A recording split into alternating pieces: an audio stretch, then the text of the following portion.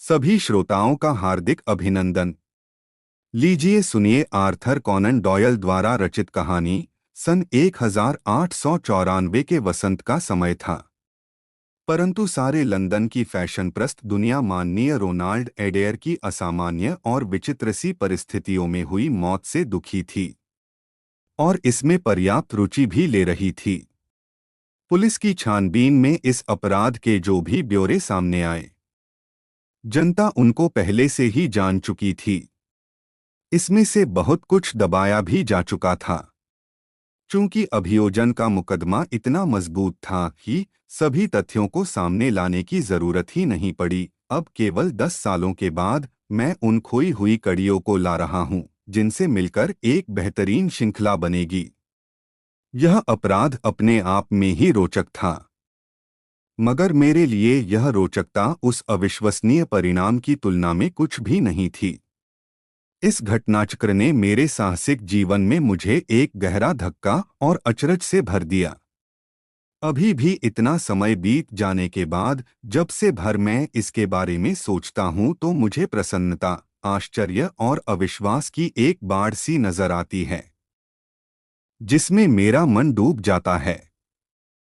मुझे लोगों को यह बताना है कि जिस अद्भुत व्यक्ति के कामों और विचारों को मैंने प्रस्तुत किया है, लोगों ने उनमें रुचि दिखाई है। वे मुझे इस बात के लिए दोषी नहीं ठहराएंगे कि मैंने उनको अपनी जानकारियों में हिस्सेदार नहीं बनाया, क्योंकि यह मेरा पहला कर्तव्य था और ऐसा करने के लिए मुझे होम्स ने स्वयं ही मना किया था। अभी पिछले महीने की 3 तारीख को ही उन्होंने मुझे इस बंधन से आज़ाद किया है।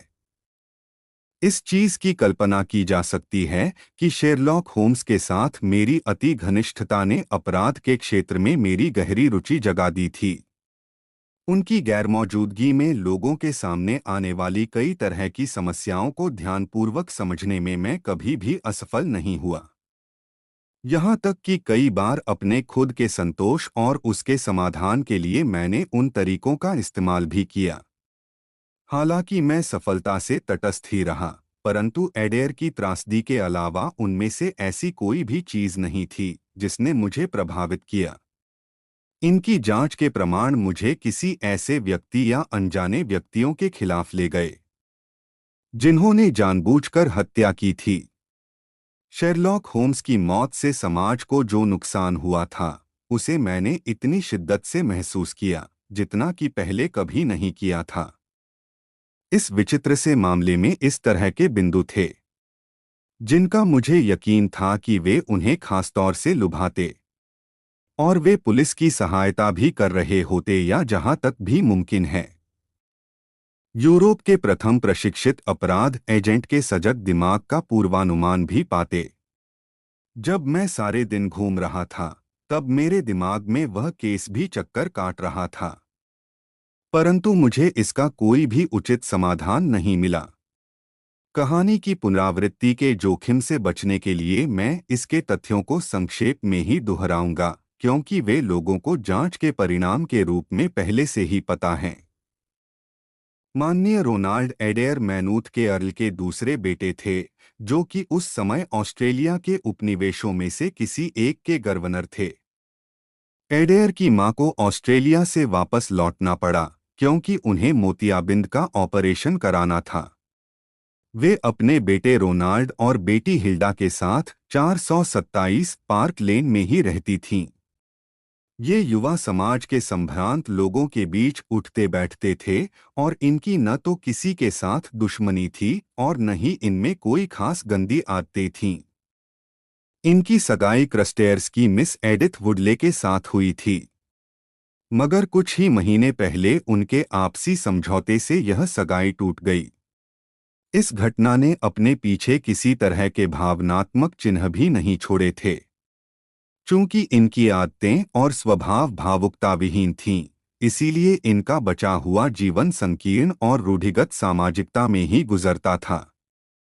ऐसा होने पर भी इस अभिजात वर्गीय आराम से जिंदगी जीने वाले व्यक्ति की विचित्र और आकस्मिक मौत 30 मार्च 1894 को रात 10 और 11 बजकर 20 मिनट के बीच हो गई। रोनाल्ड एडेयर को ताश खेलने का शौक था, पर वह ऐसे दाव नहीं लगाता था जिससे उसे नुकसान हो। वह बाल्डविन, कैवेंडिश और बैकटेल ताश क्लबों का सदस्य था। यह पता चला था कि अपनी मौत वाले दिन खाना खाने के बाद उसने अंतिम वाले क्लब में ताश भी खेला था। वहीं पर उसने दोपहर में भी ताश खेला था। इसके गवाह वही लोग थे जिन्होंने उसके साथ ताश खेले, जैसे मिस्टर मरे, सर जॉन हार्डी और कर्नल मोरान। इन्होंने बताया कि खेल बराबरी पर ही छूटा था। एडेयर अधिक नहीं, शायद 5 ही पाउंड हारे थे। उसकी तकदीर ने उसका साथ दिया और इतने नुकसान से उस पर कोई फर्क नहीं पड़ने वाला था। वह करीब करीब हर रोज किसी एक या दूसरे क्लब में ताश जरूर खेलता था और अक्सर जीत कर ही उठता था। सबूतों से यह भी जानकारी मिली थी कि कर्नल मोरान का पार्टनर बनकर उसने कुछ ही हफ्ते पहले एक ही बैठक में 420 पाउंड गॉडफ्रे मिल्नर और लॉर्ड वालमोर से जीते थे। उसकी मौत के बाद की छानबीन से उसका इतना ही इतिहास पता चला। जिस दिन यह हत्या हुई उस दिन वह क्लब से रात को 10 बजे ही लौट आया था। उसकी मां और बहन उस शाम किसी संबंधी के घर गई हुई थीं। वहां मौजूद नौकरानी ने बताया कि उसने एडेयर को दूसरी मंजिल पर सामने वाले कमरे में घुसते हुए देखा, जिसको सामान्यतया वह अपने बैठक के रूप में ही इस्तेमाल करता था। उस नौकरानी ने आतिशदान के जलाए जाने की आवाज भी सुनी और धुआं होने पर उसने खिड़की खोल दी 11:20 तक, जब तक कि मैडम मैनूथ और उनकी बेटी वापस नहीं आ गईं। उसने कोई भी आवाज नहीं सुनी थी। शुभ रात्रि कहने की चाहत से उसने उनके बेटे के कमरे में घुसने की कोशिश की, पर कमरे का दरवाजा भीतर से बंद था और उसके आवाज देने और थपथपाने पर भी भीतर से कोई जवाब नहीं आया। दूसरों की सहायता लेकर दरवाजा जबरदस्ती खोला गया। वह बेचारा युवक टेबल के पास पड़ा हुआ था। रिवॉल्वर की गोली से उसके सिर के चिथड़े उड़ गए थे, परंतु कमरे में किसी तरह का हथियार नहीं मिला। टेबल पर 10 पाउंड और 17 पाउंड के सोने व चांदी की कीमत वाले बैंक नोट पड़े हुए थे और यह सारा धन छोटी छोटी गड्डियों में था। वहां कागज पर भी कुछ अंक लिखे थे और उनके सामने उसके क्लब के कुछ मित्रों के नाम भी थे। इन सब से यह अनुमान लगाया जा सकता था कि अपनी मौत से पहले वह ताश के खेल में हुई अपनी हार या जीत का हिसाब लगा रहा था। परिस्थितियों को देखने के बाद यह मामला कुछ अधिक ही जटिल लगता था। सबसे पहले तो इस बात का कोई कारण नहीं मिला कि इस युवक ने कमरा अंदर से बंद क्यों कर रखा था। यह भी मुमकिन था कि शायद हत्यारे ने ही ऐसा किया हो और फिर खिड़की से भाग गया हो। कूदने के लिए यह ऊंचाई करीब 20 फीट की थी और नीचे के सर की क्यारियों के मसले जाने तथा घर से सड़क तक की घास की पतली पट्टी पर भी कोई चिन्ह नहीं थे। इसका मतलब यह था कि इस युवक ने खुद ही दरवाजा भीतर से बंद किया था। मगर उसकी मौत कैसे हुई? बिना कोई निशान छोड़े कोई भी खिड़की तक नहीं पहुंच सकता था। मान ले किसी आदमी ने खिड़की से गोली चलाई, तब वह गोली असाधारण ढंग से चली होगी। तभी इसने इतनी घातक चोट की। हालांकि पार्क लेन एक बहुत ही चहल पहल वाली जगह है और इस मकान से 100 गज की ही दूरी पर घोड़ागाड़ी का एक स्टैंड भी है। किसी ने भी गोली चलने की आवाज नहीं सुनी। फिर भी एक आदमी तो मरा ही था और रिवॉल्वर से एक गोली भी निकली थी। यह गोली इतनी नुकीली और घातक थी कि इससे कोई भी तुरंत ही मर सकता था। यही था पार्क लेन का रहस्य, जिसमें किसी भी कारण का अभाव नजर आ रहा था। क्योंकि जैसा कि मैं पहले ही बता चुका हूं, युवक एडेयर की किसी से भी दुश्मनी नहीं थी और इस कमरे से धन और कीमती चीजें हटाने की भी कोशिश नहीं की गई थी। सारे दिन मैं इन्हीं तथ्यों को अपने दिमाग में उलटता पलटता रहा और किसी ऐसे विचार पर पहुंचने का प्रयास करता रहा जो कि उन्हें आपस में मिला सके। साथ ही साथ मैं कम से कम रुकावट वाली दिशा भी ढूंढता रहा। जिसे मेरा साथी प्रत्येक छानबीन का शुरुआती बिंदु बताता था। मैं यह मानता हूं कि मैंने इस मामले में बहुत ही कम प्रगति की है। शाम को 6 बजे मैं टहलता हुआ पार्क लेन के आखिर में ऑक्सफोर्ड स्ट्रीट तक आ पहुंचा। वहीं फुटपाथ पर कुछ निठल्ले लोग खड़े थे और मुझे वह मकान दिखाकर उस खिड़की की ओर इशारा कर रहे थे। यह वही मकान था जिसे मैं देखने पहले भी आ चुका था। एक लंबा पतला सा आदमी जिसने रंगीन चश्मा लगा रखा था। मेरे अनुमान से वह सादे कपड़ों में कोई जासूस ही था और अपनी ही कोई कहानी सुना रहा था। वह जो कुछ भी कह रहा था, वहां खड़ी भीड़ उसे सुन रही थी। मैंने उसके पास पहुंचकर उसे सुना, पर उसका आकलन मुझे बिल्कुल बेहुदा लगा। इसीलिए मैं कुछ निराश होकर वापस मुड़ा। जैसे ही मैं वापस मुड़ा, मैं ठीक मेरे पीछे खड़े एक बुजुर्ग विकलांग आदमी से टकरा गया और उसकी कई किताबें जमीन पर बिखर गईं, जिन्हें लेकर वह कहीं जा रहा था। मुझे याद है कि जब मैं उन किताबों को उठा रहा था, तभी मैंने उनमें से एक का शीर्षक देखा, वृक्ष पूजन का मूल, और इसने मुझे थोड़ा सा अचंभित किया कि या तो यह बेचारा पुस्तक प्रेमी है या व्यापारी या शायद शौकिया ही ऐसी दुर्बोध पुस्तकें इकट्ठा कर रहा है।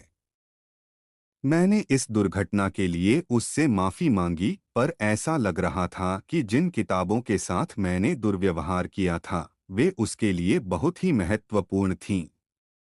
गुस्से में गुर्राता हुआ वह दूसरी ओर मुड़ गया और मैंने देखा कि उसकी सफ़ेद गलमुच्छें लोगों की भीड़ में कहीं खो गईं। 427 पार्क लेन की मेरी छानबीन, जिसमें कि मेरी भी रुचि थी, ने अब मेरी समस्या को थोड़ा स्पष्ट कर दिया था। इस मकान के चारों ओर एक दीवार और रेलिंग थी। इसकी ऊंचाई 5 फीट से अधिक नहीं थी।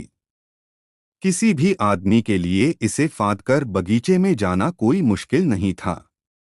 पर खिड़की तक पहुंचना आसान नहीं था, क्योंकि वहां पानी का पाइप तक नहीं था, जिससे कि किसी बहुत तेज आदमी को चढ़ने में सहायता मिल सकती। सबसे अधिक आश्चर्य की बात तो तब हुई जब मैं वापस केंसिंगटन पहुंचा। मुझे अपने अध्ययन कक्ष में पहुंचे अभी 5 मिनट भी नहीं बीते थे कि मेरी नौकरानी यह बताने के लिए आई कि कोई आदमी मुझसे मिलने आया है। तब मुझे आश्चर्य हुआ जब मैंने देखा कि वह और कोई नहीं, बल्कि वही बूढ़ा है जो किताबें इकट्ठी कर रहा था और उसके दाहिने हाथ में कम से कम 1 दर्जन किताबें थीं। उसने अपनी टूटती हुई, अपरिचित आवाज में पूछा, आप मुझे देखकर चकित हैं? सर, मैंने स्वीकार कर लिया कि मैं वाकई चकित हूँ। मेरे पास भी दिमाग है, और जब मैंने आपको इस घर में घुसते हुए देखा, तब मैं आपके पीछे लंगड़ाता हुआ आ गया। मैंने सोचा कि मैं अंदर आ जाऊं और उस भले आदमी को देखूं और बताऊं कि यदि मेरा व्यवहार थोड़ा रूखा था, तब भी मेरा आशय आपको नुकसान पहुंचाने का नहीं था, और आपने जो किताबें उठाकर मुझे दी थीं, मैं उसके लिए आपका एहसानमंद हूं। मैंने कहा, आपने बहुत तकलीफ उठाई। क्या मैं जान सकता हूं कि आपको कैसे पता चला कि मैं कौन हूं? जी हाँ, सर। मैं आपका ही पड़ोसी हूं। चर्च स्ट्रीट के कोने पर मेरी किताबों की एक छोटी सी दुकान है और मुझे यकीन है कि आपको वहां देखकर मुझे बहुत ही खुशी होगी। आपको वहां बड़ा सुकून मिलेगा, सर। यहाँ मेरे पास कुछ किताबें हैं, जैसे British birds, the Holi war, kettles. आप इन्हें रख सकते हैं। केवल 5 खंडों में ही आपकी अलमारी का दूसरा खाना भर जाएगा। पर यह बहुत ही अस्तव्यस्त है, क्यों है न? मैंने अपना सिर पीछे की ओर घुमाया और अलमारी की ओर देखा। जैसे ही मैं वापस मुड़ा, मैंने देखा कि शेरलॉक होम्स मेरी पढ़ने वाली टेबल के बगल में खड़े होकर मुस्करा रहा था। मैं तुरंत ही खड़ा हो गया और आश्चर्य से उनकी तरफ कुछ सेकंड तक देखता ही रहा, और मुझे ऐसा लगा कि मैं बेहोश हो जाऊंगा। ऐसा अनुभव मुझे जीवन में पहली और आखिरी बार हुआ था। वाकई मेरी आंखों के सामने धुंधलका सा छा गया, और जब यह साफ हुआ, तब मैंने महसूस किया कि मेरे कॉलर के बटन खोले जा चुके थे। और ब्रांडी के बाद वाला तीखा स्वाद मेरे होठों पर पड़ा हुआ था। होम्स मेरी कुर्सी पर झुका हुआ था और उनके हाथ में उनका मुखौटा था। जो आवाज मुझे अच्छी तरह से याद थी, उसी आवाज में उन्होंने कहा, प्रिय वाटसन, मैं तुमसे 1000 बार माफी मांगता हूँ। मुझे इस बात का अंदाजा नहीं था कि तुम पर इतना अधिक असर होगा। मैंने उसे अपनी बाहों में भर लिया। मैं रो पड़ा। होम्स, क्या वाकई आप हैं? क्या आप सचमुच जिंदा हैं? क्या यह वाकई मुमकिन था कि आप उस भयानक खाई से बाहर निकल आए? उन्होंने कहा, 1 मिनट रुको। क्या तुम इन बातों को सुन सकते की हालत में हो? मैंने तुम्हें अचानक प्रकट होकर बड़ा धक्का पहुंचाया है। मैं बिल्कुल ठीक हूं, पर होम्स, मुझे अपनी आंखों पर मुश्किल से ही विश्वास हो रहा है। हे भगवान! मैं सोच नहीं पा रहा हूं कि आप मेरे कमरे में खड़े हैं। मैंने उनकी बाह को कसकर पकड़ा और अपने हाथ के नीचे उनकी पतली पर हट्टी-कट्टी बाह को महसूस किया। मैंने कहा, तुम कोई रूह नहीं हो और मैं तुम्हें देखकर बहुत ही खुश हूं। बैठ जाओ और मुझे बताओ कि तुम उस भयानक खाई से कैसे बाहर निकले। वे ठीक मेरे सामने बैठ गए और अपने उसी पुराने आराम वाले तरीके से सिगरेट सुलगाई। उसने किताबों के दुकानदार की तरह ही फ्रॉक वाला कोट पहन रखा था, पर उनके बाल सफेद थे और मेज पर पुरानी किताबों का ढेर लगा हुआ था। होम्स एक बूढ़े से कहीं अधिक सजग और पतला दिख रहा था, पर उसकी गरुड़ सरीखी आकृति पर एक सफेदी सी झलक रही थी, जिससे पता चलता था कि उसका हाल का जीवन स्वस्थ नहीं था। होम्स ने कहा, वाटसन, मुझे अपने आप को सीधा करने में बहुत मजा आ रहा है। एक लंबे आदमी के लिए अपने शरीर को घंटों तक झुकाए रखना कोई मजाक बात नहीं है। हाँ तो मेरे प्यारे दोस्त, अपने इस सारे किस्से के साथ क्या अब मैं अपने सामने आने वाली एक कठिन व खतरनाक रात के काम के लिए तुम्हारा सहयोग प्राप्त कर सकता हूँ? उस काम को पूरा करने के लिए शायद यह अच्छा होगा कि मैं तुम्हें सारी स्थिति से परिचित करा दूं। मैं बहुत ही उत्सुक हूं और इसे तुरंत सुनना भी पसंद करूंगा। आज रात तुम मेरे साथ चलोगे, तुम जब भी चाहो और जहां भी चाहो। यह तो वाकई उन पुराने दिनों की ही तरह है। चलने से पहले हमारे पास भरपेट खाना खाने का समय है। और उस खाई वाले झरने से मुझे बाहर निकलने में कोई परेशानी नहीं हुई, क्योंकि इसका कारण बहुत ही सीधा है। मैं इसमें गिरा ही नहीं था। आप इसमें गिरे ही नहीं। नहीं, वाटसन, मैं इसमें कभी गिरा ही नहीं था। मैंने तुमको जो नोट लिखा था, वह बिल्कुल सच था। मुझे इस बात का शक हो गया था कि मैं अपने पेशे की समाप्ति पर पहुंच चुका हूं।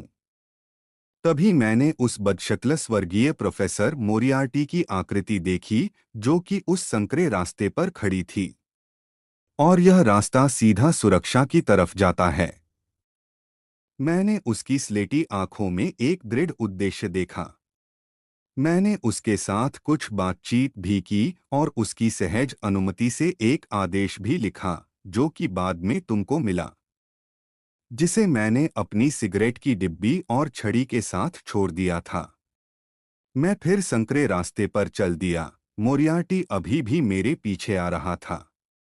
और जब मैं अंतिम छोर पर पहुंचा तो देखा कि मैं एक घाटी पर खड़ा हूं। उसने कोई हथियार नहीं निकाला, पर वह मेरी तरफ दौड़ा और मुझे अपनी लंबी बाहों में जकड़ लिया। वह जानता था कि उसका खेल खत्म हो चुका था और वह केवल मुझसे बदला लेना चाहता था। हम ऊपर झरने के किनारे एक साथ गूंथे हुए लड़खड़ा रहे थे। मुझे जापानी कुश्ती की कुछ जानकारी है, जो कि कई बार मेरे काम भी आ चुकी है। मैं किसी तरह उसकी पकड़ से बाहर आ चुका था, पर वह एक तेज चीख के साथ मुझ पर पागलों की तरह कुछ देर तक ठोकर मारता रहा और हवा में अपने पंजे लहराता रहा। उसके इन सारे प्रयासों के दौरान वह अपना संतुलन न बना सका और नीचे खाई में गिर गया। ऊपर किनारे से मैंने देखा कि वह काफी नीचे तक गिरता चला गया और फिर एक चट्टान से टकराया, उछला और नीचे गहरे पानी में गिर गया। मैंने इस कहानी को आश्चर्य के साथ सुना, जो कि होम्स ने अपनी सिगरेट के कश लेते हुए मुझे सुनाई। मैं जोर से चीखा, पर वे पैरों के निशान, जिन्हें मैंने अपनी आंखों से देखा था, जो कि रास्ते पर सिर्फ जाने के ही थे, वे वापस नहीं लौटे। यह इस प्रकार हुआ कि जब प्रोफेसर गायब हो गया, तब मैंने सोचा कि भाग्य ने मुझे कितना अद्भुत अवसर दिया है। मैं जानता था कि मोरियार्टी ही वह अकेला शख्स नहीं था जिसने मेरी मौत की कसम खाई थी। वहाँ कम से कम 3 और भी लोग थे जिनकी मुझसे बदला लेने की चाहत और भी बढ़ जाएगी जब वे जानेंगे कि उनके नेता की मौत हो चुकी है। वे सब बहुत ही खतरनाक आदमी हैं। उनमें से कोई एक मुझे जरूर ढूंढ लेगा और दूसरी तरफ दुनिया मान चुकी है कि मेरी मौत हो गई। इस तरह वे निश्चिंत हो जाएंगे। वे लोग खुद ही सामने आ जाएंगे और कभी न कभी मैं उन्हें नष्ट कर दूंगा। तभी उस घोषणा का समय आएगा कि मैं अभी जीवित हूं। इसीलिए मेरे दिमाग ने तेजी से काम किया और मुझे लगता है कि जब तक प्रोफेसर मोरियार्टी नीचे रेंचबाख झरने में पहुंचा होगा, इतनी ही देर में मैंने इस पर सोच लिया था।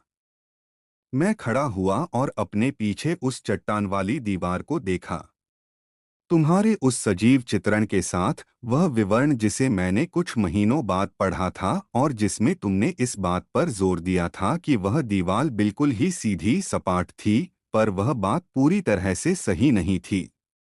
दीवार पर कहीं कहीं पैर टिकाने के लिए अपने आप छोटे छोटे खांचे बन गए थे। वह चट्टानी चढ़ाई बिल्कुल असंभव सी मालूम पड़ती थी और इसीलिए गीले रास्ते के बगल से गुजरते हुए मेरे पैरों के निशान का मिलना भी असंभव था। यह हो सकता था कि वापसी के मेरे जूतों के निशान तुम्हें मिल जाते, पर 3-3 जोड़ी पैरों के एक ही दिशा में जाते निशानों ने वाकई एक धोखा पैदा कर दिया होगा। एक चीज और सबसे अच्छी हुई कि मैंने ऊपर चढ़ने का जोखिम उठाया। वाटसन, इस काम में कोई मजा नहीं आ रहा था। नीचे झरने के गर्जने की आवाज आ रही थी। मैं कोई कल्पनाशील व्यक्ति नहीं हूं, मगर मैं तुमको बताना चाहता हूं कि मुझे उस खाई में मोरियार्टी की मुझ पर चीखने की आवाज महसूस हो रही थी। एक छोटी सी भी गलती मेरे लिए खतरा बन सकती थी।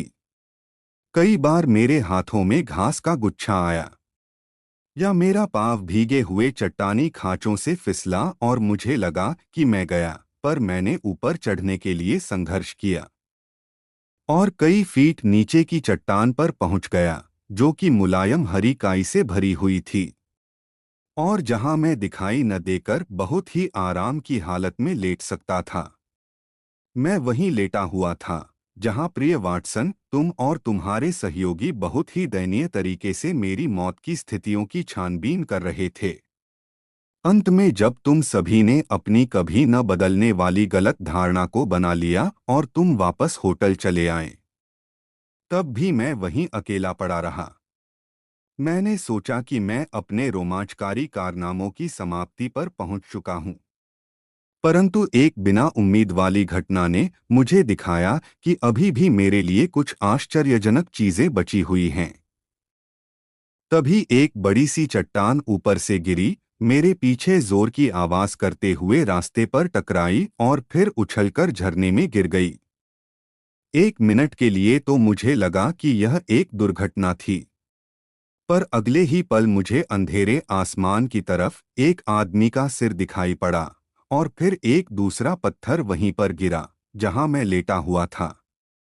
इस पत्थर से मेरे सिर की दूरी सिर्फ 1 फीट की ही थी। इसका मतलब बिल्कुल साफ था, मोरियार्टी अकेला नहीं था, इसका पूरा गिरोह था। और यहाँ तक कि एक झलक ने ही मुझे दिखा दिया कि इस आदमी का गिरोह कितना खतरनाक है। जब प्रोफेसर मुझ पर आक्रमण कर रहा था तो उसकी सुरक्षा के लिए उसके साथ एक गार्ड भी था। बहुत दूर से वह मुझे दिख नहीं रहा था, पर वह अपने साथी की मौत और मेरे बचे रहने का भी गवाह था। उसने थोड़ा इंतजार किया और फिर ऊपर चट्टान का चक्कर लगाने की भी कोशिश की, जो कि उसका साथी नहीं कर सका था। वाटसन, मैंने इस बारे में बहुत देर तक नहीं सोचा। फिर मैंने ऊपर पहाड़ी पर उस कठोर चेहरे वाले को देखा। मैं समझ गया कि वह दूसरा पत्थर उठाने ही वाला था। मैं रास्ते पर रेंगता हुआ आगे बढ़ा। मुझे ऐसा नहीं लगा कि मैं यह कठिन काम होशोहवास में कर रहा था। मेरे लिए उठ पाना काफी कठिन था, पर मेरे पास खतरे की बात सोचने का भी वक्त नहीं था कि तभी एक दूसरा पत्थर मेरे पीछे गिरा और मैं उस खांचे को पकड़ किनारे की तरफ हाथों के बल लटक गया। आधी दूरी तक मैं फिसलता रहा, पर ईश्वर की कृपा से मैं रास्ते पर आ गया। मेरे शरीर से खून बह रहा था और मेरे कपड़े भी फट गए थे। मैं पहाड़ में करीब 10 मील तक अंधेरे में भागता रहा और एक हफ्ते के बाद मैं इस विश्वास के साथ फ्लोरेंस पहुंचा कि दुनिया में अब कोई भी यह नहीं जान पाएगा कि मेरे साथ क्या हुआ था। मुझे केवल अपने भाई माइक्राफ्ट पर ही भरोसा था। प्रिय वाटसन, तुम मुझे माफ कर दो, परंतु यह इतना जरूरी था कि इस बात का दुनिया को पता चल जाए कि मैं मर गया हूं। यह बात बिल्कुल ही तय थी कि यदि तुम यह न सोचते कि मेरी मौत की बात सच है, तब तुमने इतने यकीन से मेरी मौत के बारे में उस दुखद अंत को न लिखा होता। पिछले 3 सालों में तुमको लिखने के लिए मैं हमेशा डरता था कि तुम मुझसे अपने लगाव की वजह से कुछ असावधानी न कर बैठो, जिससे मेरी यह गोपनीयता भंग हो जाए। इसीलिए मैं आज शाम को भी तुमसे मिलकर वापस चला गया, जबकि तुमने मेरी किताबें गिरा दी थीं। मैं उस समय भी खतरे में था और तुम्हारी थोड़ी सी भी जिज्ञासा और भावना मेरी पहचान पर लोगों का ध्यान खींच लेती, जिसका बहुत ही दुखद और न सुधरने वाला परिणाम सामने आता। जहां तक माइक्राफ्ट का सवाल है, मुझे उसे इसलिए बताना पड़ा कि जब भी मुझे जरूरत हो तो मैं उससे धन ले सकूं। लंदन के हालात इस समय ठीक नहीं हैं और मारियार्टी गिरोह के 2 बहुत ही खतरनाक आदमी जेल जाने से अभी बचे हुए हैं। मुझसे बदला लेने वाले मेरे 2 दुश्मन भी आज़ाद हैं। मैं 2 सालों तक तिब्बत में घूमता रहा और ल्हासा में आनंद लेते हुए मैंने कुछ दिन प्रमुख लामा के साथ भी बिताए। तुमने नॉर्वे के सिगरसन की असाधारण खोजों के बारे में पढ़ा, पर मुझे पक्का यकीन है कि तुमने अपने साथी की शायद ही कोई खबर पढ़ी होगी।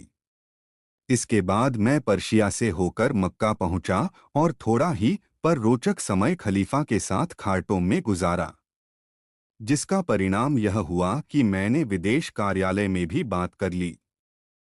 फ्रांस के लिए वापस आते समय मैंने कुछ महीने कोलतार निकासी के अनुसंधान में भी बिताए, और जिसका संचालन मैंने दक्षिण फ्रांस के मांटपेलियर की एक प्रयोगशाला में भी किया था।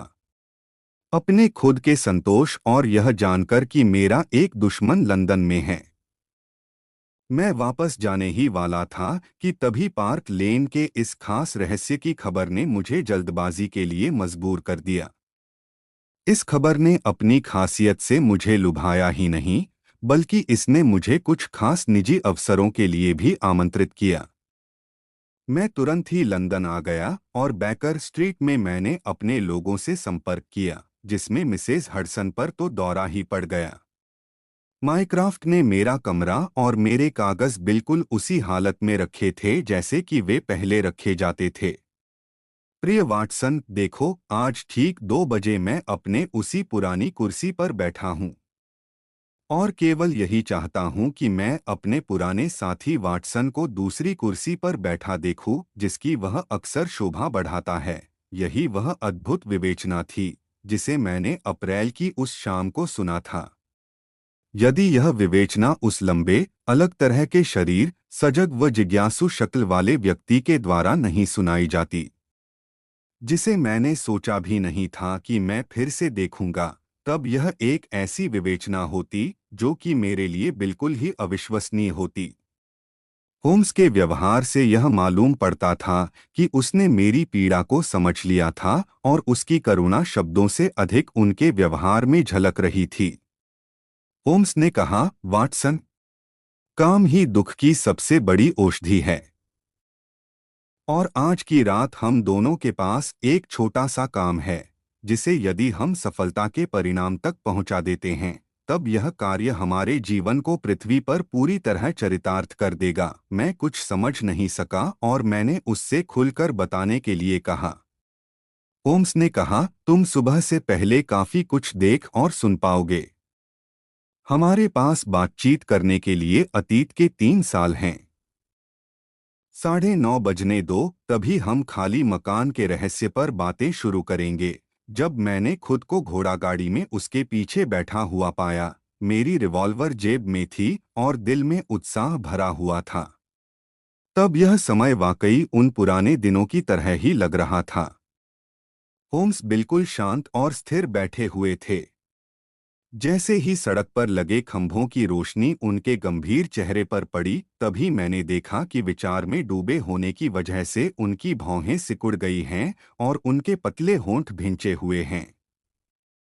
मैं यह तो नहीं जानता था कि लंदन में अपराधियों के घने जंगल में हम किस जंगली जानवर का शिकार करने वाले हैं। पर मुझे अपने शिकारी की स्थिति से इस बात का पक्का यकीन था कि मामला काफी गंभीर है। उनकी अर्थपूर्ण मुस्कुराहट कभी-कभी उनके चेहरे पर हमारी खोज के लिए एक अच्छे शकुन की तरह दिखती थी। मैंने सोचा कि हम बेकर स्ट्रीट जा रहे हैं, पर होम्स ने घोड़ागाड़ी कैवेंडिश स्क्वायर के कोने पर ही रोक दी। मैंने देखा कि जैसे ही वे उतरे, उन्होंने अपने दाहिने व बाईं ओर एक खोजी निगाह डाली और फिर पास की गलियों की तरफ भी देखा। उन्होंने यह जानने के लिए थोड़ी कोशिश भी की कि कोई उनका पीछा तो नहीं कर रहा है। हमारा रास्ता एकदम सुनसान था। लंदन के छोटे-छोटे रास्तों के बारे में होम्स की जानकारी अद्भुत थी और ऐसे मौके पर तो वे छोटे-छोटे घुड़सालों और अस्तबलों के जाल के बीच से होकर गुजर जाते थे, जिनकी मौजूदगी के बारे में मुझे कुछ भी पता नहीं था। हम अब एक पतली सी सड़क पर आ गए, जहां किनारे पुराने और बदरंग से घर कतार में बने हुए थे। यह रास्ता हमें मैनचेस्टर स्ट्रीट और फिर ब्लैंडफोर्ड स्ट्रीट की तरफ ले जाता था। यहीं पर वे एक संकरे से रास्ते की तरफ मुड़े और हम खुले मैदान से होकर एक लकड़ी के मकान के भीतर पहुंचे। यहां पहुंचकर उन्होंने चाबी से उस मकान के पीछे का दरवाजा खोला। हम मकान के भीतर साथ साथ ही घुसे और घुसते ही होम्स ने दरवाजा बंद कर दिया। यहाँ बहुत अंधेरा था, पर मुझे ऐसा लग रहा था कि यह मकान बिल्कुल ही खाली था।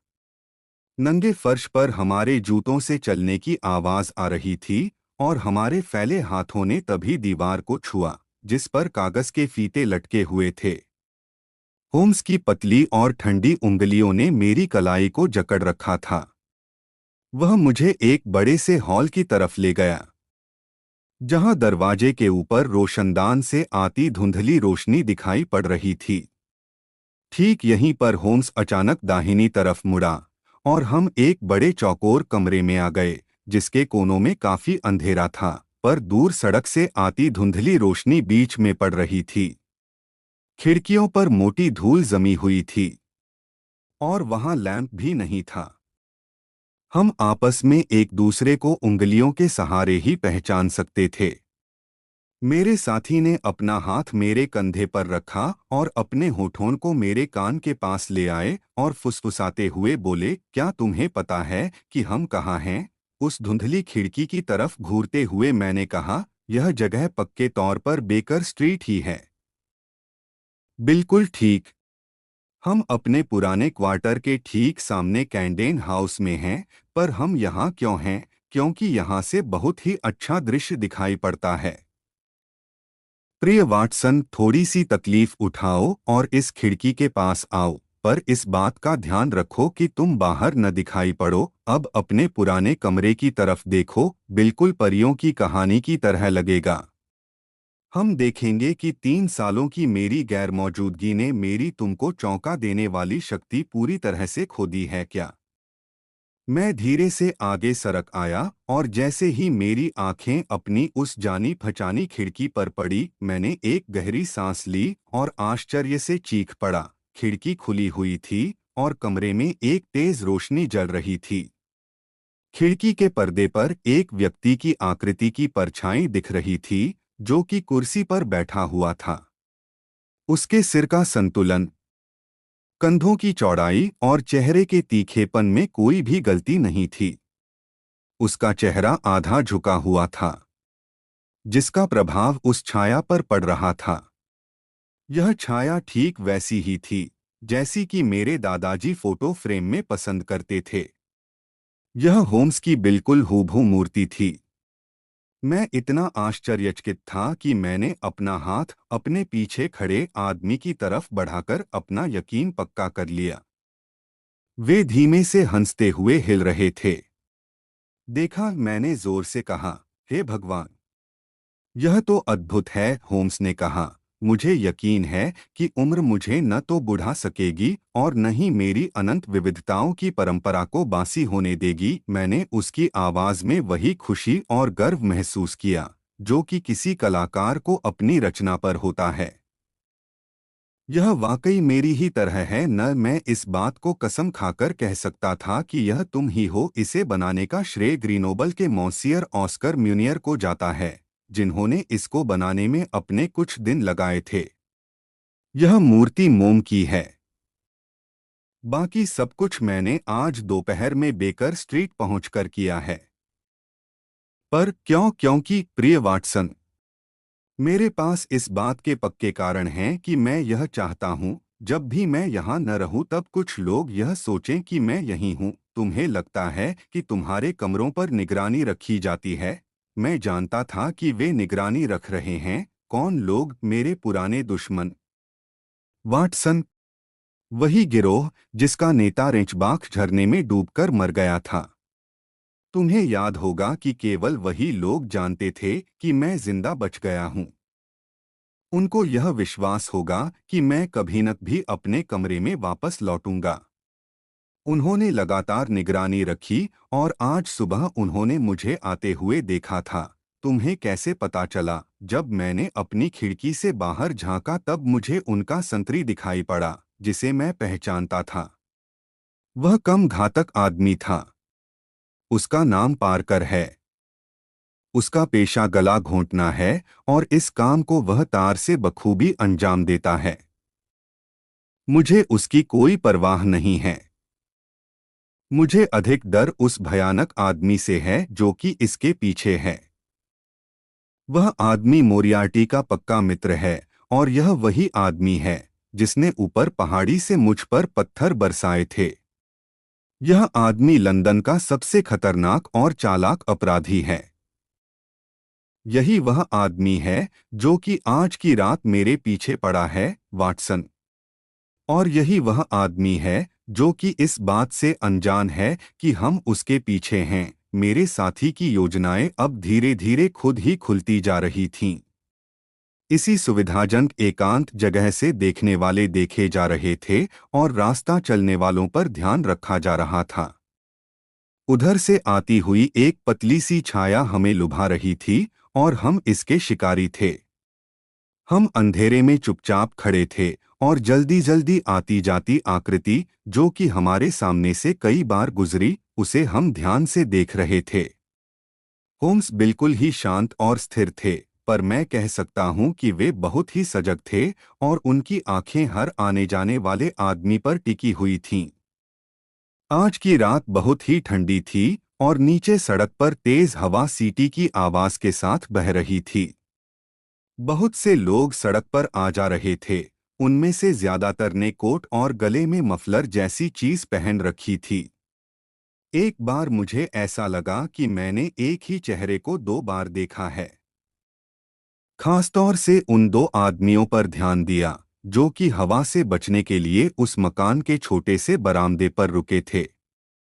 मैंने अपने साथी का ध्यान उन दोनों की ओर दिलाया। परंतु उसने बहुत ही कम अधीरता दिखाई और सड़क पर ध्यान से देखता रहा।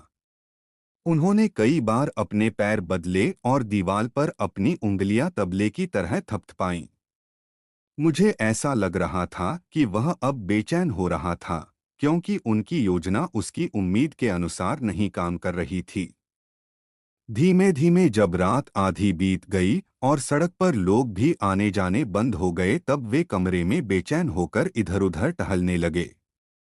मैं उन्हें कुछ कहने ही वाला था कि तभी मैंने उस रोशनी वाली खिड़की की तरफ देखा और मुझे बहुत ही आश्चर्य हुआ। मैंने होम्स की बाहें पकड़ी और उन्हें उस ओर देखने का इशारा किया। मैंने जोर से कहा, वह परछाई वहां से हट गई है। वहां कोई आकृति नहीं दिखाई पड़ रही है, बल्कि उसका पीछे का हिस्सा हमारी तरफ हो गया है। पिछले 3 साल वाकई उनके स्वभाव की कठोरता को कम नहीं कर पाए, या यह उनके खुद की तुलना में उनकी कम बुद्धिमानी वाली सक्रियता की ही अधीरता थी। होम्स बोले, वाकई इसे हटा लिया गया है। वाटसन, मैं कितना बेवकूफ हूं कि मैंने एक मूर्ति खड़ी कर दी और सोचा कि यूरोप के इतने खूंखार अपराधी इससे धोखा खा जाएंगे। हम इस कमरे में 2 घंटे से हैं और मिसेज हडसन ने इस आकृति को 8 बार हटाया बढ़ाया है, यानी हर चौथाई घंटे में एक बार। वह सामने से ऐसा करती रहीं, इसीलिए उनकी परछाई नहीं पड़ी। होम्स ने एक ठंडी सांस खींची। अंधेरे कमरे की मध्यम रोशनी में मैंने उनका सिर झुका हुआ देखा और उनकी पूरी मुद्रा में एक दृढ़ सजगता थी। बाहर सड़क बिल्कुल सुनसान थी। वे दोनों आदमी शायद अभी भी उस मकान के छोटे से बरामदे में दुबके हुए थे, परंतु अब मैंने उनको नहीं देखा। चारों तरफ शांति और अंधेरा था। सामने के उस पीले पर्दे पर काली आकृति की छाया पड़ रही थी। तभी उस सुनसान चुप्पी में मैंने फुसफुसाने की महीन सी आवाज सुनी, जिसमें एक खास तरह की उत्तेजना थी। होम्स ने तुरंत ही मुझे कमरे के अंधेरे कोने की तरफ खींच लिया और मुझे चुप रहने की चेतावनी भी दी। उनकी जकड़ी हुई उंगलियों में एक कंपन था। हमारे सामने की सड़क बिल्कुल सुनसान थी। तभी अचानक मुझे कुछ ऐसा एहसास हुआ जिसको उसकी तेज समझ ने पहले ही भांप लिया था। एक धीमी सी पर रहस्यमय आवाज मेरे कानों में पड़ी। यह आवाज बेकर स्ट्रीट की तरफ से नहीं आ रही थी, बल्कि उसी मकान के पीछे से आ रही थी जहां हम छिपे हुए थे। एक दरवाजा खुला और फिर बंद हो गया। अगले ही पल गलियारे में पैरों की आवाज सुनाई पड़ी और इसकी प्रतिध्वनि खाली मकान में गूंज रही थी। होम्स दीवार के पास दुबक गए और मैंने भी वही किया। मेरा हाथ रिवॉल्वर की मूठ पर कस गया। उस अंधेरे में झांकते हुए मैंने एक आदमी की धुंधली सी आकृति देखी, जो कि खुले हुए दरवाजे के अंधेरे से भी अधिक काली थी। वह आदमी एक पल के लिए रुका और फिर आगे की तरफ रेंगता हुआ, हमारे मन में एक डर सा पैदा करता हुआ आगे की ओर बढ़ा। वह मुझसे केवल 3 गज की ही दूरी पर था और इसे वहां पर मेरी मौजूदगी का अंदाजा भी नहीं था। मैंने उससे खुद को टकराने से बचा लिया। वह बिल्कुल ही मेरे पास से गुजर गया और बिना आवाज किए ही उसने खिड़की का पर्दा आधा फुट ऊपर उठा दिया। जैसे ही वह उस खुली खिड़की के सामने बैठा और बाहर सड़क से उस गंदे शीशे से होकर आती धुंधली रोशनी उसके चेहरे पर पड़ी, जो कि बहुत कम भी नहीं थी। वह आदमी काफी उत्तेजित दिख रहा था। उसकी आंखें 2 तारों की तरह चमक रही थीं और उसका जबड़ा भिंचा हुआ था। वह आदमी एक अच्छी खासी उम्र का था। उसकी नाक पतली, माथा ऊंचा और सिर आगे से गंजा एवं अधपकी बड़ी बड़ी मूछें थीं। उसने अपना हैट पीछे की तरफ कर रखा था और खुले ओवरकोट से उसकी कमीज बाहर की तरफ झांक रही थी। उसका चेहरा रूखा व कठोर था और इसमें कई जगह गहरे कटे निशान थे। उसके हाथ में एक छड़ी जैसी चीज दिख रही थी, परंतु जैसे ही उसने इसे जमीन पर रखा, एक धातु के टकराने की आवाज आई। फिर उसने अपने ओवरकोट की जेब से एक बड़े आकार की चीज निकाली और उनको आपस में जोड़ने में व्यस्त हो गया। एक तेज क्लिक की आवाज के साथ उसने अपना काम खत्म किया। यह आवाज किसी स्प्रिंग या बोल्ट की अपनी जगह पर लगने जैसी थी। अभी भी वह आदमी जमीन पर ही झुका हुआ था और किसी लीवर जैसी चीज को खींच रहा था, जिसका परिणाम एक तेज चरखी की आवाज जैसा था। यह भी एक शक्तिशाली क्लिक पर ही खत्म हुई। अब वह खड़ा हो गया और मैंने देखा कि उसके हाथ में एक राइफल जैसी चीज थी, जिसका हत्था अजीब सा था। इसने इसकी नाल को बीच में से खोलकर इसमें कुछ डाला और फिर बंद कर दिया। उसने अपनी राइफल की नाल खुली खिड़की से बाहर की ओर कर दी और मैंने देखा कि उसकी लंबी मूछें इस पर झुकी हुई हैं। उसकी चमकती आंखें बाहर की तरफ देख रही थीं। जैसे ही मैंने उसके कंधे पर राइफल की बट को टिके देखा, मैंने राहत की सांस ली। जब उसकी निगाह के अंतिम हिस्से पर मेरी निगाह पड़ी तो मैंने उस चकित कर देने वाले लक्ष्य को देखा, जो कि पीली पृष्ठभूमि पर एक काली आकृति थी। एक पल के लिए वह आदमी बिल्कुल स्थिर हो गया और उसकी उंगली राइफल के ट्रिगर पर कस गई। तभी सनसनाती हुई तेज, देर तक और अजीब सी आवाज के साथ चमकीला शीशा टूटने की आवाज आई। ठीक उसी समय होम्स उस आदमी की पीठ पर चीते की तरह झपटे और उसे चेहरे के बल जमीन पर गिरा दिया। वह आदमी अगले ही पल उठा और उसने अपनी पूरी ताकत के साथ होम्स का गला पकड़ लिया। पर उसी समय मैंने अपने रिवॉल्वर की मूठ से उसके सिर पर चोट की और वह फिर से जमीन पर गिर पड़ा। मैं भी उस पर झपट पड़ा। तभी मेरे साथी ने एक तेज सीटी बजाई, जिसे सुनते ही कुछ दौड़ते हुए कदमों की आवाज और सामने दो वर्दीधारी पुलिस के जवान आते दिखे, जिनके पास सादे कपड़ों में एक जासूस भी था। ये सभी सामने के दरवाजे से होते हुए कमरे में घुसे थे। होम्स ने कहा, अरे लेस्ट्रेड तुम? जी हाँ मी होम्स। मैंने इस काम को अपने हाथ में ले लिया था। आपको फिर से लंदन में देखकर बहुत खुशी हो रही है। मेरे ख्याल से तुम्हें थोड़ी गैरसरकारी सहायता की जरूरत है। पिछले एक साल में हुई 3 हत्याएं, जिनका अपराधी नहीं मिला, क्या ये यह नहीं दिखाती हैं? किंतु तुमने मॉल से रहस्य को लग सकने वाले समय से पहले ही पता लगा लिया था। इसीलिए मैं कहता हूं कि तुमने बहुत ही अच्छा काम किया। हम सभी खड़े थे और हमारा कैदी, जिसे उन कांस्टेबलों ने दोनों तरफ से पकड़ रखा था, वह लंबी लंबी सांसें ले रहा था। सड़क पर पहले से ही कुछ लोग इकट्ठे होने शुरू हो गए थे। होम्स खिड़की की तरफ आगे बढ़े और इसे बंद करके इसका पर्दा गिरा दिया। लेस्ट्रेड ने 2 मोमबत्तियां जला दीं और पुलिस वालों ने अपनी लालटेनों के भी ढक्कन हटा दिए थे। मैं अब अपने कैदी का चेहरा ठीक से देख सकता था। इस आदमी की शक्ल बहुत ही मर्दानी और क्रूर थी। इसने मुड़कर हमारी तरफ देखा। एक दार्शनिक की तरह उसकी भौहें और भोगविलास वाले उसके जबड़े से पता चलता था कि उस आदमी में अच्छे और बुरे दोनों ही कामों को करने की पूरी क्षमता थी। प्रकृति के साधारण खतरनाक चिन्हों को पढ़े बिना कोई भी उसकी सनकी पलकों से ढकी क्रूर नीली आंखों, खूंखार चेहरे, आक्रामक और डराने वाली नाक एवं घनी भौहों को नहीं देख सकता था। उसने हम में से किसी पर भी ध्यान नहीं दिया, पर उसकी आंखें होम्स के चेहरे पर गड़ी हुई थीं, जिसमें घृणा और आश्चर्य दोनों का ही मिश्रण था। वह बुदबुदा रहा था, तुम बहुत चालाक हो। होम्स ने उसके मुड़े तुड़े कॉलर को ठीक करते हुए कहा, ओह कर्नल, प्रेमियों के मिल जाने से यात्राएं खत्म हो जाती हैं। पुराने नाटक ऐसा ही कहते हैं। मुझे नहीं लग रहा है कि तुम्हें देखकर मुझे खुशी महसूस हो रही है। हालांकि रायखेनबाख के झरने के ऊपर जब मैं लेटा था, तब तुमने मुझ पर ध्यान देने की मेहरबानी की थी। कर्नल अभी भी मेरे साथी को एकटक घूरता हुआ बोला, तुम बहुत धूर्त हो। होम्स ने कहा, मैंने अभी तक तुम्हारा इससे परिचय नहीं कराया है।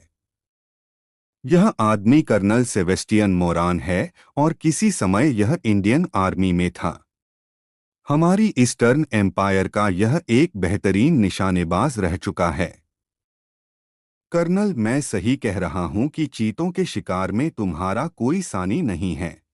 होम्स फिर बोले, मेरी साधारण सी योजना ने इतने पुराने शिकारी को धोखा दे दिया। तुम्हें इसका अंदाज होना चाहिए था।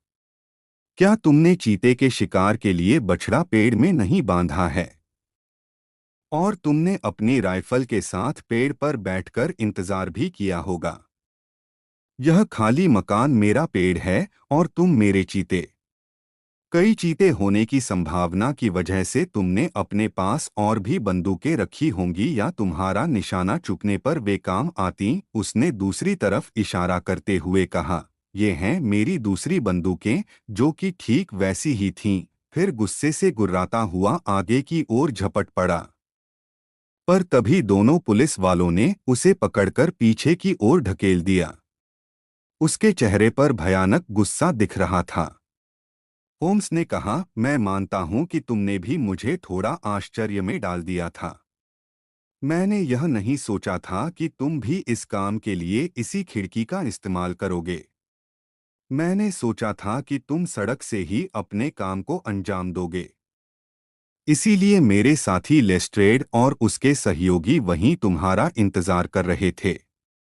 मेरी वह सारी तैयारी बेकार चली गई। कर्नल मोरान ने उस सरकारी जासूस की तरफ मुड़ते हुए कहा, तुम्हारे पास मुझे गिरफ्तार करने की वजह हो सकती है और नहीं भी, पर इस आदमी का ताना सुनने की मेरे पास कोई वजह नहीं है। अगर मैं कानून के हाथ में हूं तो कानून को अपने ढंग से काम करने दो। लेस्ट्रेड ने कहा, यह बात सही है। अब हमारे यहाँ से जाने तक आप कुछ भी नहीं कहेंगे। होम्स ने वह शक्तिशाली एयरगन जमीन से उठा ली और इसके काम करने के तरीके को ध्यान से देखने लगे। फिर बोले, यह बहुत ही बेहतरीन हथियार है। इसमें आवाज भी नहीं होती है और इसकी मारक क्षमता भी अच्छी है। मैं जानता हूं कि इसे उस प्रोफेसर मोरियार्टी ने अंधे जर्मन मिस्त्री से ऑर्डर देकर बनवाया था।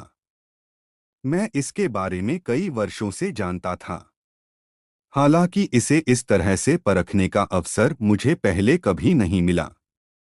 लेस्ट्रेड, मैं इसमें लगने वाली गोली पर भी तुम्हारा ध्यान आकर्षित करना चाहूंगा। लेस्ट्रेड ने कहा, आप इसकी देखभाल के लिए मुझ पर भरोसा कर सकते हैं। सभी लोगों के दरवाजे की ओर चलने के साथ ही वह फिर से बोला, आप कुछ और भी कहना चाहते हैं? केवल यह पूछना चाहता हूं कि इस पर कौन सा अभियोग लगाओगे, कौन सा आरोप, सर?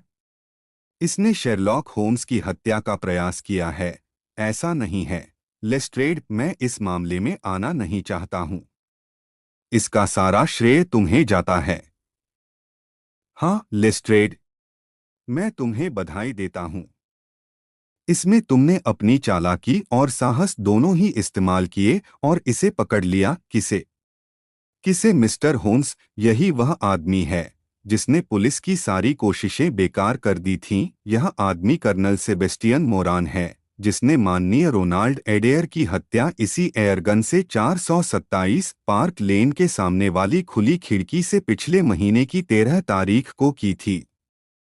यही इसका अभियोग है। लेस्ट्रेड वाटसन, अगर तुम उस टूटी हुई खिड़की से कुछ पाना चाहते हो तो मेरे पढ़ने वाले कमरे में आधे घंटे के लिए मेरे साथ एक सिगार पीते हुए तुम कुछ अच्छी जानकारियां प्राप्त कर सकते हो। हमारे पुराने कमरे माइक्राफ्ट होम्स और मिसेस हडसन की देखरेख में बिल्कुल पहले की ही तरह थे। जैसे ही मैं कमरे में घुसा, मैंने देखा कि वहां एक अप्रत्याशित व्यवस्था थी, परंतु पुराने निशान अपनी ही जगह पर मौजूद थे। मेज पर एसिड के धब्बे पड़े हुए थे। वहां आलमारी में बेकार और संदर्भ ढूंढने वाली किताबों के ढेर लगे थे, जिनमें से बहुत सी किताबों को तो एक आम नागरिक जला देना ही पसंद करेगा। चित्रक, वायलिन का डब्बा, पाइप रखने का आला, यहाँ तक कि पर्शियन चप्पलें, जिनमें तंबाकू भी पड़ी थी, मेरी आंखों के सामने थीं। इस कमरे में दो लोगों का दखल पहले से ही था। एक तो मिसेस हडसन, जिन्होंने हमें घुसते ही ऊपर से नीचे तक देखा, और दूसरी वह मूर्ति जिसने रात के रोमांच में एक अहम भूमिका अदा की थी। यह मूर्ति रंगीन मोम की थी और इसकी शक्ल मेरे साथी की बिल्कुल हूबहू थी। इसे एक छोटी सी टेबल पर रखा गया था और इस पर होम्स का एक गाउन भी पड़ा था, ताकि सड़क से इसे उनके होने का भ्रम पैदा किया जा सके। होम्स ने कहा, मिसेस हडसन, मुझे उम्मीद है कि आपने उन सभी सावधानियों पर एक नज़र डाल ली होगी, सर। जैसा आपने बताया था, मैं अपने घुटनों के बल ही गई थी। बहुत बढ़िया, तुमने सारा काम बहुत ही अच्छे ढंग से किया था। क्या तुमने देखा कि वह गोली कहाँ गई? हाँ सर, पर मुझे डर है कि इसने आपकी खूबसूरत मूर्ति को तो बर्बाद कर दिया होगा, क्योंकि वह इसके सिर को छेदते हुए दीवार से टकराकर गिर पड़ी। मैंने उसे कालीन से उठा लिया था। यह रही। होम्स ने इसे लेकर मुझे दे दिया और बोले, वाटसन, तुम समझ ही रहे हो कि यह एक रिवॉल्वर की छोटी सी गोली है। कोई बहुत बुद्धिमान व्यक्ति ही होगा जो यह समझेगा कि यह गोली एयरगन से निकली है। ठीक है मिसेस हडसन, आपके सहयोग का मैं बहुत ही आभारी हूँ। वाटसन, चलो अब अपनी पुरानी जगह पर बैठते हैं, क्योंकि कई ऐसे विषय हैं जिन पर मैं तुमसे बात करना चाहता हूँ। होम्स ने अपना फर वाला फ्रॉक कोट उतार दिया और उस पुतले से अपना वही पुराना ड्रेसिंग गाउन उठाकर पहन लिया। जब होम्स ने अपने पुतले का टूटा हुआ माथा देखा तो हंसते हुए बोला, पुराने शिकारी दिमाग ने न तो अपना संतुलन खोया है और न ही अपनी आंखों का पैनापन। मस्तिष्क को छेदती हुई सिर के पिछले भाग के ठीक बीच में इसने चोट पहुंचाई है। वह आदमी भारत का बेहतरीन शिकारी था और मुझे उम्मीद है कि लंदन में भी कुछ ही ऐसे बेहतर निशानेबाज होंगे। क्या तुमने इसका नाम सुना है? नहीं, मैंने नहीं सुना है। वह बहुत ही मशहूर है, पर जहां तक मुझे याद है, तुमने प्रोफेसर जेम्स मोरियार्टी का भी नाम नहीं सुना होगा, जो कि इस शताब्दी का बहुत ही तेज दिमाग वाला व्यक्ति था। अलमारी से उठाकर जीवनियों की सूची मुझे दे दो। वे अपनी कुर्सी पर बैठकर हवा में सिगार के बादल उड़ाते हुए आराम से इसके पन्ने पलटते रहे। वे बोले, एन से मेरा संग्रह काफी अच्छा है। मोरियार्टी अपने आप में ही काफी विख्यात है, और यहाँ है जहर खुरान मोर्गन, और यह है बुरी स्मृति वाला मेरिड्यू, और अब मैथ्यू, जिसने चारिंग क्रॉस के वेटिंग रूम में मेरा बाया कोने वाला दांत तोड़ दिया था। अब आया हमारा आज की रात वाला दोस्त। होम्स ने किताब मुझे दे दी और मैंने इसे जोर से पढ़ा। कर्नल मोरान सेबेस्टियन, बेरोजगार। पहले प्रथम बेंगलोर पायनियर्स में था। पैदाइश लंदन सन 1840। पुत्र sir Augustus Moran, CB Persia के भूतपूर्व मिनिस्टर। शिक्षा ऑक्सफोर्ड और इटांग। सेवाएं जोबा की कैंपेन, अफगान कैंपेन, चारासियाब, शेरपुर और काबुल। लेखक heavy game of the western Himalayas 1881। 3 months in the jungle 1884। पता Conduit street. Club the Anglo Indian Tankerville, the Bagatelle card club. इसके हाशिए पर होम्स ने लिखा था, लंदन का दूसरा बेहद खतरनाक आदमी। किताब को वापस सौंपते हुए मैंने कहा, यह आदमी एक सम्मानित सैनिक रहा है। होम्स ने जवाब दिया, यह सच है। एक हद तक इसने कई अच्छे काम किए हैं। यह बहुत ही साहसी आदमी रहा है। इसकी कहानी अभी भी भारत में सुनाई जाती है कि शेर के आधे खाए हुए घायल आदमी के पीछे कैसे यह नाले में रेंगकर उतर गया था। वाटसन, कुछ पेड़ ऐसे होते हैं जो एक खास ऊंचाई तक बढ़ते हैं और फिर उनमें अचानक कुछ विचित्रता सी विकसित हो जाती है। यह चीज तुम आदमियों में भी अक्सर ही देखोगे। मैंने इसे एक सिद्धांत के रूप में भी महसूस किया है कि व्यक्ति के विकास में उसके पूर्वजों का बड़ा हाथ होता है, और उसके जीवन में अचानक अच्छे या बुरे मोड़ इसलिए आते हैं क्योंकि इन पर उसकी वंश परंपरा का प्रभाव पड़ता है। व्यक्ति के अपने परिवार का निचोड़ जैसा होता है। व्यक्ति वैसा ही बनता है, यह कल्पना भी हो सकती है। खैर, मैं इस बात पर जोर नहीं दे रहा हूं। चाहे जो भी कारण हो, कर्नल मोरान गलत आदमी बनना शुरू हो गया था। किसी खुली बदनामी के न होने पर भी भारत में उसका रुकना मुश्किल हो गया था। वह वहां सेवामुक्त हो गया और लंदन वापस आ गया। फिर बुराई में उसने अपना नाम रोशन कर लिया।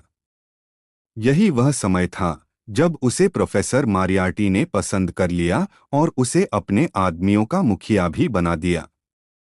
मोरियार्टी ने उसे खुले हाथों से धन दिया और वह उससे केवल एक या दो बहुत ही ऊंचे दर्जे का काम लेता था, जो कि उसके साधारण अपराधी नहीं कर पाते थे। तुम्हें सन 1887 की वह घटना शायद याद हो जिसमें लाडेर की मिसेस स्टेवर्ड की हत्या हुई थी। नहीं? खैर, मुझे यकीन है कि इसमें भी मोरान का ही हाथ था, पर कुछ भी सिद्ध नहीं किया जा सका। कितनी चालाकी से कर्नल को छुपा दिया गया था, यहाँ तक कि जब मोरियार्टी का गिरोह तोड़ भी दिया गया था, तब भी हम उसे अपराधी सिद्ध नहीं कर पाए थे। तुम्हें शायद वह तारीख याद होगी जब तुमने कमरे में पूछा था कि एयरगन के डर से मुझे दरवाजों को कैसे बंद रखना चाहिए। इसमें कोई शक नहीं है कि इसे तुमने मेरी कल्पना ही समझा था। मैं अच्छी तरह से जानता था कि मैं क्या कर रहा हूं, क्योंकि मैं इस असाधारण गन के बारे में जानता था और मुझे यह भी पता था कि इसके पीछे दुनिया का एक बेहतरीन निशानेबाज है। जब हम स्विट्जरलैंड में थे, तब इसने मारियार्टी के साथ हमारा पीछा किया था और यही वह आदमी था जिसने मुझे राइजेनबाख के कगार पर वे खतरनाक 5 मिनट दिए थे। तुम सोच सकते हो कि अपने फ्रांस के प्रवास के दौरान मैंने अखबार कितने ध्यान से पढ़ा ताकि मैं उससे बच सकूं, जब तक वह लंदन में आज़ाद घूम रहा था। मेरी जिंदगी हमेशा खतरे में थी। रात हो या दिन, उसकी काली छाया हमेशा मेरे ऊपर मंडराती थी और आखिरकार उसे मौका मिल ही गया। मैं क्या कर सकता था? मैं उसे देखते ही गोली नहीं मार सकता था, नहीं तो मैं कटघरे में होता।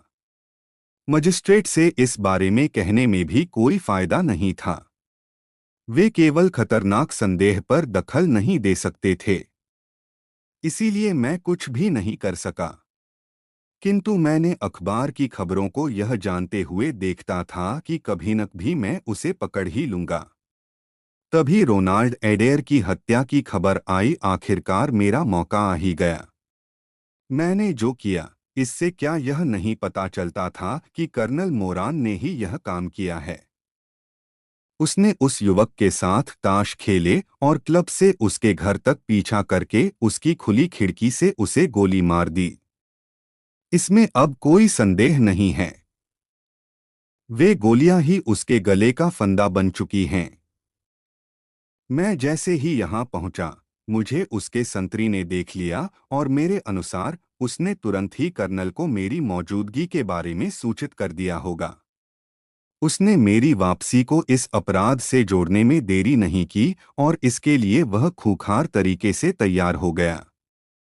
मुझे पक्का यकीन था कि वह मुझे अपने रास्ते से हटाने की कोशिश करेगा और इसके लिए वह अपने खतरनाक हथियार का भी इस्तेमाल करेगा। मैंने उसके लिए खिड़की में एक बढ़िया लक्ष्य भी रख छोड़ा था। साथ ही साथ मैंने पुलिस को भी बता दिया था कि उनकी जरूरत पड़ सकती है। और वाटसन, तुमने उनकी मौजूदगी दरवाजे पर बिल्कुल सही समय पर देखी भी थी। मैंने न्यायिक सबूत के लिए इसका इस्तेमाल किया था, पर मैंने सपने में भी नहीं सोचा था कि वह अपने आक्रमण के लिए वही जगह चुनेगा। वाटसन, क्या अभी भी बताने के लिए कुछ बचा रह गया है? मैंने कहा, हाँ, आपने अभी तक यह नहीं स्पष्ट किया कि माननीय रोनाल्ड एडेयर की हत्या के पीछे कर्नल का मकसद क्या था। ओह प्रिय वाटसन, जहां अधिकतर तार्किक दिमाग असफल होते हैं, वहां हम अनुमान का इस्तेमाल करते हैं। मौजूदा सबूतों के ऊपर हर कोई अपनी धारणा बनाता है और आपकी धारणा मेरी ही तरह सही भी हो सकती है। तब आप क्या कोई धारणा बना चुके हैं? मेरे ख्याल से वास्तविकता को बताना कठिन नहीं है। कर्नल मोरान और उस युवक एडेयर के बीच सबूतों से यह पता चला कि उन्होंने काफी अधिक धन जीता था। इसमें कोई शक नहीं है कि मोरान ने बेईमानी की थी। वैसे इस बात को मैं बहुत पहले से ही जानता था। मुझे यकीन है कि एडेयर को हत्या वाले दिन ही यह पता चल गया था कि मोरान बेईमानी कर रहा है। संभव है कि उसने मोरान से अकेले में बात भी की होगी और उसकी पोल खोल देने की धमकी भी दी होगी। यह भी कहा होगा कि वह क्लब को अपना त्यागपत्र दे दे और आगे से ताश न खेलने की कसम भी खा ले। इसमें कोई शक नहीं था कि एडेयर के जैसा युवक तुरंत ही एक जाने-माने अपनी से बड़ी उम्र के आदमी की पोल खोलकर उसकी घोर बदनामी कर देता। शायद उसने वैसा ही किया जैसा कि मैं बता चुका हूँ। क्लब से निकाले जाने पर मोरान बर्बाद हो जाता, क्योंकि उसे ताश की बेईमानी के खेल से फायदा होता था। इसीलिए उसने एडेयर की हत्या उसी समय कर दी जब वह इसका हिसाब लगा रहा था कि उसे खुद कितना धन वापस करना है, क्योंकि उसके साथी ने बेईमानी की थी। उसने अपना दरवाज़ा इसलिए बंद कर लिया था कि घर की औरतें वहां अचानक न आ जाएं और यह जानने की कोशिश न करने लगें कि वह इन नामों और सिक्कों को लेकर क्या कर रहा है। अब तो जो होना था सो हो गया। मुझे इसमें कोई शक नहीं है कि आपने सच्चाई को ढूंढ निकाला। अब यह अदालत में तय होगा या नहीं होगा। चाहे जो भी हो, पर इस बीच कर्नल मोरान हमारे लिए परेशानी का कारण नहीं बनेगा। वान हर्डर की वह मशहूर एयरगन अब स्कॉटलैंड यार्ड के संग्रहालय की शोभा बढ़ाएगी। शेरलॉक होम्स अब अपनी जिंदगी को फिर से उन रोचक छोटी छोटी समस्याओं की छानबीन में लगाने के लिए आज़ाद था, जिसका अवसर लंदन का जटिल जीवन उसे विपुल मात्रा में देता रहता था।